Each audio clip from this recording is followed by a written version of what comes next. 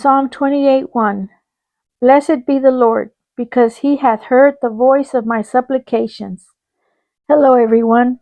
Today we'll be reading Genesis 6:17 to 19.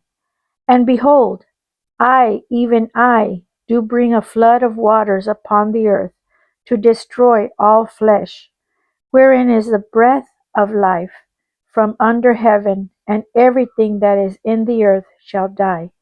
But with thee will I establish my covenant, and thou shalt come into the ark, thou and thy sons and thy wife and the sons' wives with thee.